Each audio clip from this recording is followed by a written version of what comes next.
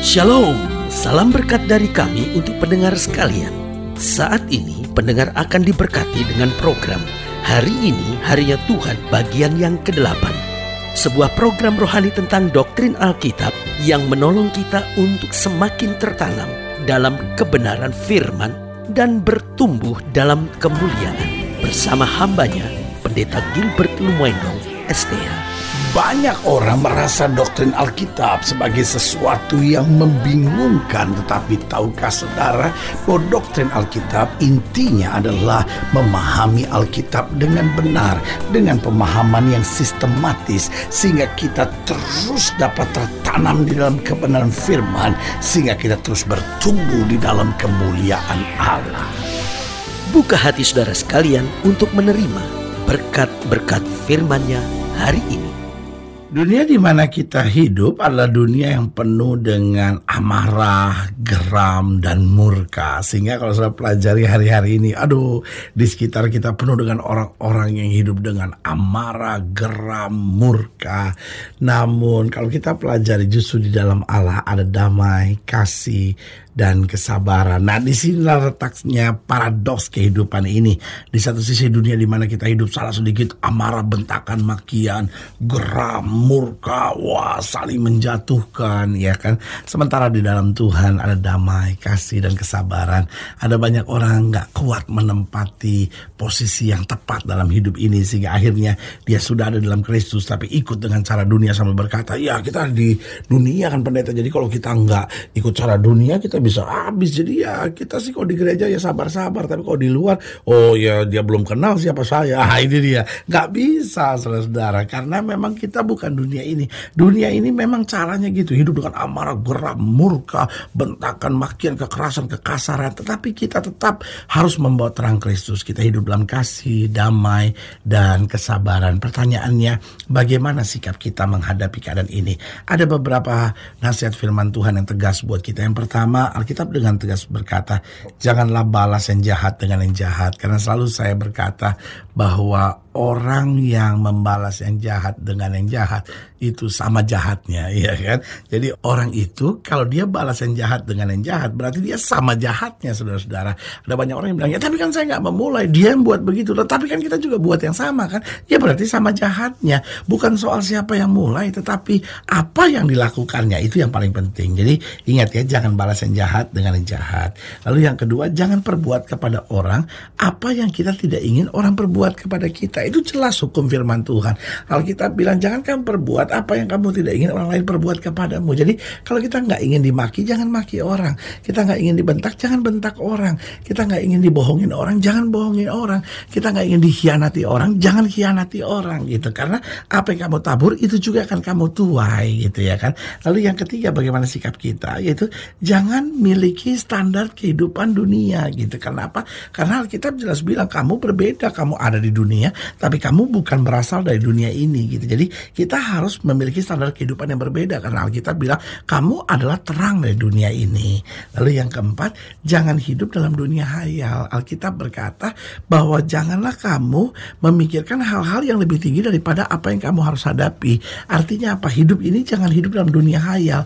Kalau kita hidup dalam dunia hayal, maka kita mudah sekali marah gitu. Karena yang kita hayalkan gini, saya harap istri saya baik sama saya harap suami saya mau mengerti saya harap semua dalam hidup ini lancar, gak ada persoalan. Jadi kalau mulai menghadapi persoalan, langsung dia geram, langsung dia murka, langsung dia marah, karena dia bingung sendiri, Tuhan kenapa ini harus terjadi? Loh, sebagai hamba Allah saya mau ingatkan bahwa kita hidup dalam dunia yang real. Orang yang bermulut manis di depan saudara, satu saat juga bisa menusuk saudara dari belakang. Orang yang di depan sudah kelihatan yang menurut saudara jahat, keras, kasar, tidak menyenangkan. Kadang-kala justru orang itu yang Tuhan pakai untuk menolong saudara, ya kan? Jadi dalam hidup ini selalu saya bilang, life is real, hidup itu nyata. We are not in heaven yet. Kita belum sampai di sorga, saudara-saudara. Jadi dikhianati orang itu biasa, disakiti orang itu biasa. Tetapi kita pegang Roma 8 ayat 28, bahwa Allah turut bekerja dalam segala perkara untuk mendatangkan kebaikan bagi setiap orang yang mengasihi Dia. Haleluya. Selamat datang dalam program kita hari ini, Harinya Tuhan. Tuhan. Sebuah program rohani yang kembali mengingatkan kepada kita betapa pentingnya kita menjadikan firman Tuhan sebagai dasar keseharian hidup kita. Karena selama kita menjadikan firman Tuhan sebagai dasar keseharian hidup kita, langkah-langkah ke depan kita penuh dengan kepastian, kemenangan, berkat, mujizat, dan perkara-perkara besar. Haleluya. Dan dalam program ini kita memang sedang membahas tentang geram dan murka. Nah, di sekitar kita banyak kita jumpai hal-hal demikian. Tetapi biarlah di dalam Kristus kita menerima damai, kasih, dan kuasanya senantiasa. Haleluya. Nah, saudaraku yang kasih dalam Tuhan, dalam pembahasan kita tentang geram dan murka, kita mau sama-sama belajar dari Yeskiel pasal 21. Yeskiel pasal 21 ayat yang ke-28 sampai 32. Yeskiel 21 ayat 28 sampai ayat yang ke-32. Di bawah judul perikop, pedang Tuhan melawan Bani Amon. Dan engkau anak manusia bernubuatlah dan katakanlah, beginilah firman Tuhan Allah mengenai Bani Amon dan cercaan mereka. Katakanlah, pedang sudah tercabut untuk menumpahkan darah, digosok untuk memusnahkan dan supaya mengkilap seperti petir. Sedang orang melihat penglihatan-penglihatan yang menipu bagimu dan memberi tenungan-tenungan bohong kepadamu untuk ditetapkan ke leher orang-orang fasik yang durhaka, yang saatnya sudah tiba untuk penghakiman terakhir. Kembalikanlah itu ke sarungnya di tempat penciptaanmu dan di negeri asalmu. Aku akan menghukum engkau. Aku akan mencurahkan geramku atasmu dan menyemburkan api murkaku kepadamu dan menyerahkan engkau ke dalam tangan orang-orang dungu yang menimbulkan kemusnahan. Engkau menjadi makanan api, darahmu akan tertumpah di tengah-tengah tanah itu dan engkau tidak akan diingat-ingat lagi, sebab aku Tuhan yang mengatakannya. Nah, saudaraku yang kasih dalam Tuhan, Allah kita adalah Allah yang panjang sabar dan berlimpah kasih setianya. Tetapi itu bukan berarti dia dapat diperlakukan seenaknya. Allah kita memang penuh dengan kasih dan kesabaran, namun dia juga Allah yang mudah murka.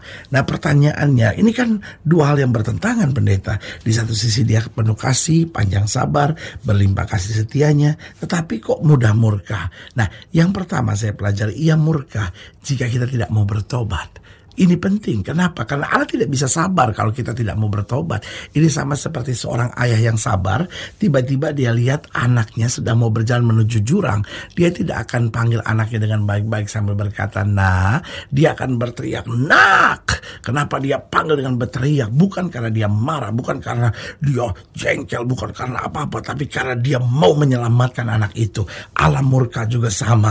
Dia murka jika kita tidak mau bertobat. Karena kalau kita tidak bertobat, maka kita pasti binasa. Alkitab dengan tegas berkata, bukan kematian orang fasik yang dikendakinya, tetapi pertobatannya.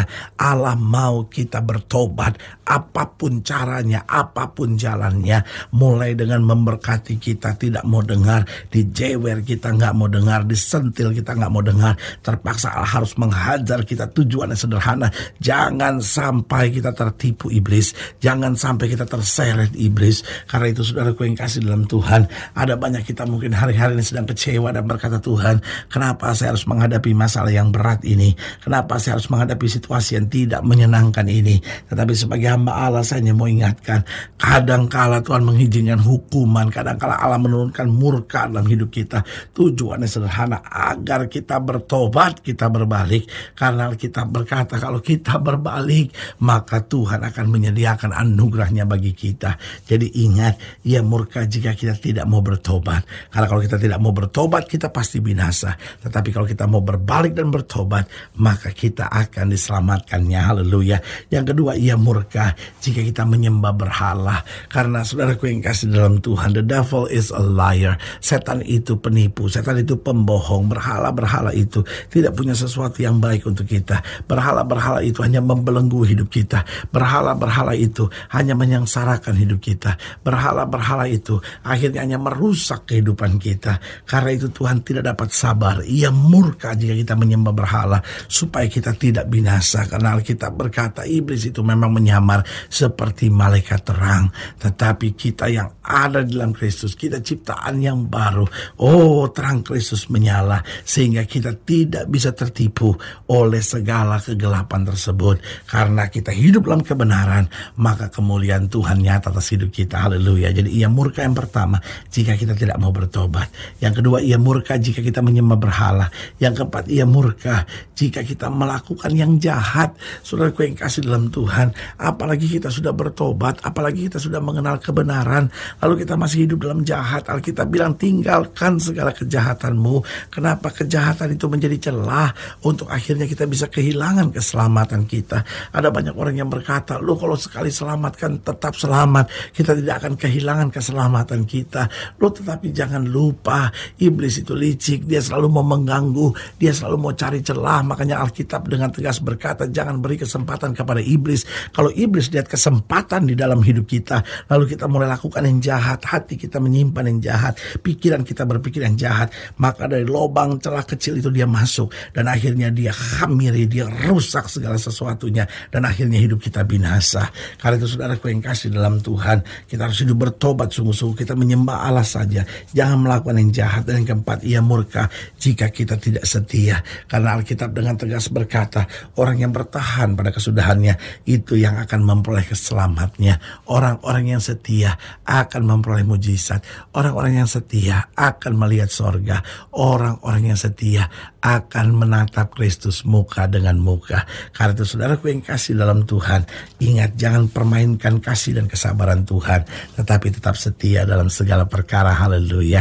Saudaraku yang kasih dalam Tuhan, jika sedang dilayani lebih jauh, hubungi kami melalui telepon, hubungi kami melalui surat, kunjungi website kami, karena kami ada untuk membawa Bapak Ibu Saudara senantiasa lebih dekat pada Tuhan dan mengalami kasih kuasa mujizat yang luar biasa. Haleluya. Secara khusus melalui program ini juga saya mau berdoa buat setiap saudara yang sakit, setiap saudara yang berbeban berat, karena saya percaya bahwa bagi Allah tidak ada perkara yang mustahil. Nah, saudara-saudara yang didoakan secara khusus, boleh taruh tangan kanan saudara di dada dan kita akan berdoa.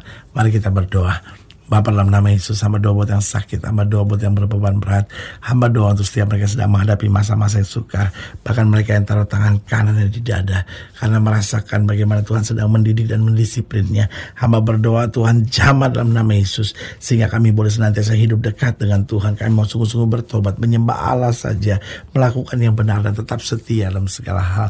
Di dalam nama Yesus kami berdoa. Haleluya. Amin. Saudara yang kasih dalam Tuhan, kita sudah berdoa. Ingat, tidak pernah Allah lalai menepati janjinya. Inilah saatnya buat kita untuk bangkit, bersemangat, bersuka cita dalam menghadapi segala perkara. Karena kita tahu Yesus hidup, Yesus berkuasa, dan selalu menyediakan yang terbaik buat anak-anaknya. Doa saya menyertai saudara. Sampai berjumpa pada program berikut, dan jangan lupa, jadikan hari ini harinya Tuhan. Haleluya.